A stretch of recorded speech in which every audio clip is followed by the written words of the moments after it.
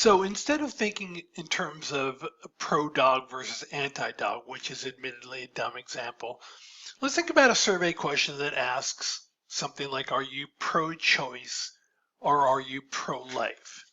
Now, most people, or maybe even not, many people are familiar with that term or those two terms, but many people don't know what they mean. But when you're asked a survey question, do you consider yourself pro-life or pro-choice? Oftentimes people don't want to say, I don't know what you mean. And so they have to sort of put together in their mind what they think pro-choice or pro-life is and then give an answer.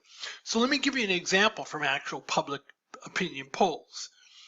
The Gallup is a really good polling agency, and they asked a question.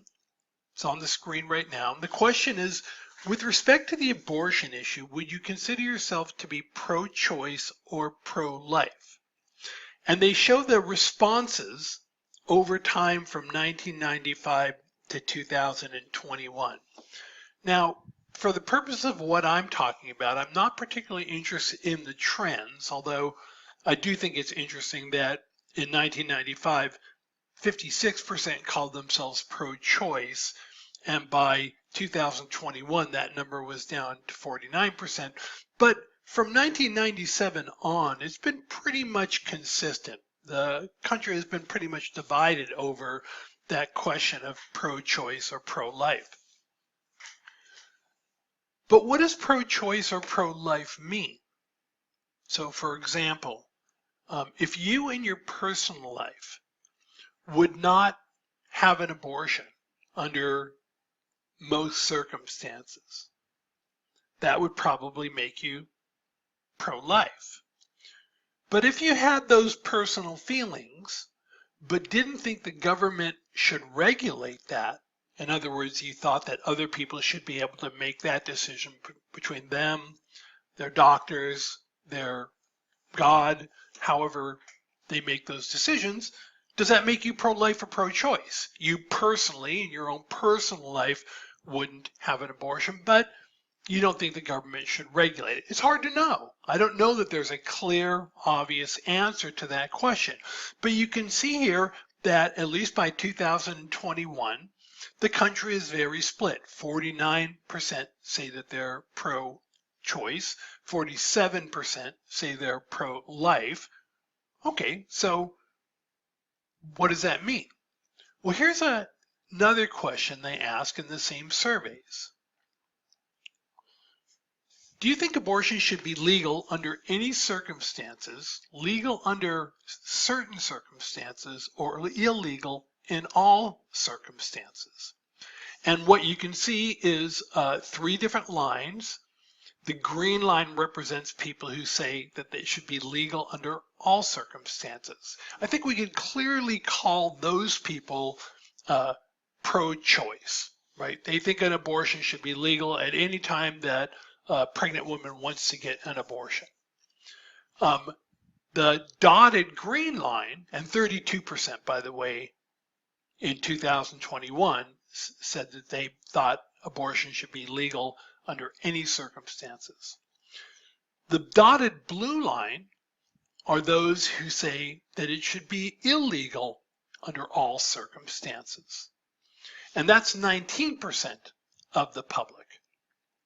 Right, and now if you look at the top line, the solid blue line, those are the people who say that it should be legal only under certain circumstances. And that's the vast majority of people.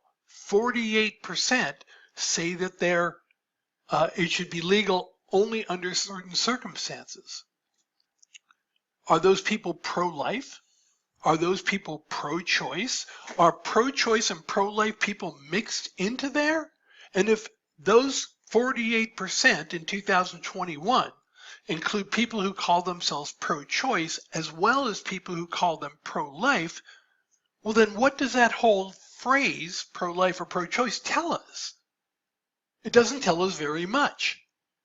Right? Somebody can be pro-life, presumably, and think that under some circumstances abortion should be legal. Somebody can be pro-life and pro-choice and think that it should be legal only under certain circumstances. That's what I mean by opinions, what we express, being imperfect indicators of our attitudes. By answering a question, am I as identifying oneself as pro-life or pro-choice, it doesn't really give us a lot of information. One can be pro-life and think that abortions after a certain time should be illegal. Somebody could be pro-choice and think that abortions after the same amount of time should be illegal. We just don't know. And so, once again, the thing to keep in mind is that the opinions that we express are imperfect indicators of the attitudes in our head. Now, the reason that opinions are imperfect indicators of unobserved attitudes is that individuals oftentimes have conflicting attitudes about the same topic. We don't always feel totally 100% one way or totally 100% the other way. As a matter of fact, that's rare. That's the exception to the rule. Like even in the graph that I showed before, and let me scroll back up again, on the question of abortion, right, the percentage of people who think it should be legal under all circumstances or illegal under all circumstances is relatively small compared to the people who think it should be legal under some circumstances, right? Because there are a bunch of conflicting ideas and attitudes about when abortion should and shouldn't be legal. And that describes the vast majority of people on a lot of issues.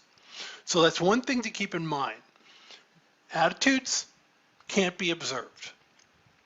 Opinions can be observed, but opinions are oftentimes imperfect indicators. They don't do a really good job of showing all of our attitudes about a topic. Okay, so keep that in the back of your mind because we're going to address that some more, and especially when we talk about the media, we're going to talk about that as well. The other thing to keep in mind is that, as I said, opinions can be observed, but not just in public opinion polls. I mentioned other instances, and I want to reiterate them again. We can observe opinions in answers to public opinion polls, but we can also observe opinions in the clothing that people wear that may express an opinion. Participation in a rally can express an opinion. How you vote can express an opinion. Talking amongst people can express an opinion. There's a number of ways in which opinions can be observed, but we want to always keep those separate from attitudes. Attitudes are what's in our head, and attitudes can't be observed, right? Attitudes can't be observed, opinions can, but to complicate things, opinions are often imperfect indicators of what's going on in our head. And oftentimes, because opinions we express are more simplified than the complexity of attitudes that we have in our heads. So now I want to go back to our definition of public opinion. Remember I said it was the combined individual opinions shared by some part of society. So now we know that that word opinions in that definition is really important. We're not talking about attitudes, we're talking about opinions. We're talking about things that can be expressed, things that are expressed and things that are observed. Okay, so what do I mean by the combined individual opinion shared by some part of society? As it turns out, that winds up being an important thing to understand about public opinion polls, and oftentimes an important source of misunderstanding about public opinion polls when people look at different public opinion polls and notice that they come up with different results. So let's dive into that.